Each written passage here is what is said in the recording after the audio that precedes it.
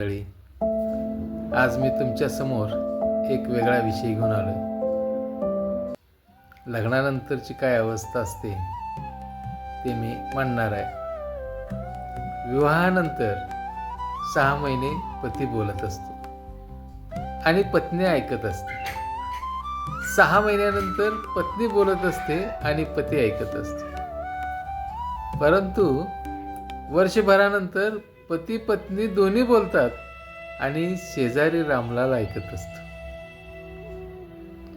पुरुष विवाहाच्या आधी स्वतंत्र असतो आणि स्त्री विवाहाच्या नंतर स्वतंत्र होते. लग्नाच्या आधी मुलगी विनयानं मान हलवते आणि लग्नानंतर फर्राट तोंड वाजवते.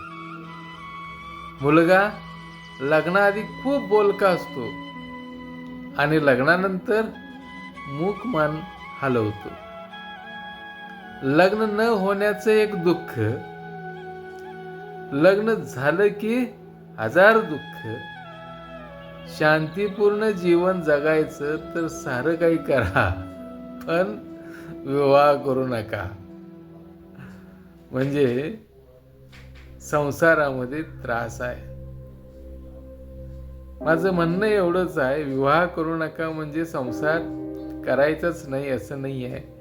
पण या ठिकाणी आपण कसं वागायचं, कसं राहायचं, पती पत्नीने एकत्र राहायचं, तर एक चांगला शब्द, पर्वणीचा शब्द आपल्याला माहीत पाहिजे, ती म्हणजे तडजोड. जीवनामध्ये तडजोड केल्याशिवाय माणूस एकत्र राहू शकत नाही. जीवन काय? जीवन ही एक संकल्पाची गाडी आहे. त्याला जबरदस्ती इच्छाशक्तीची चाक, धर्माचं इंजिन, कर्माचं इंधन, संयमाचं स्टेरिंग, मर्यादेचं ॲक्सिलेटर आणि टूलबॉक्समध्ये सम्यक दर्शन, सम्यक ज्ञान आणि सम्यक चारित्र्य जर पानं असतील तर आणि तरच तुमची गाडी यशाच्या पायरीवर पोहोचणार आहे. अन्यथा नो. त्यामुळं संयमी जीवन हे खूप महत्त्वाचं आहे. आपण सर्वांनी जीवनाचा आनंद घ्या, जीवनाचा आनंद लुटा, जीवनाची गाडी चांगल्या पद्धतीनं हाका, आपलं शरीर स्वास्थ्य चांगलं ठेवा. कारण हेल्थ इज वेल्थ म्हणतात. जोपर्यंत आरोग्य चांगलं आहे तोपर्यंत तुम्हाला सगळेच स्वीकारतात.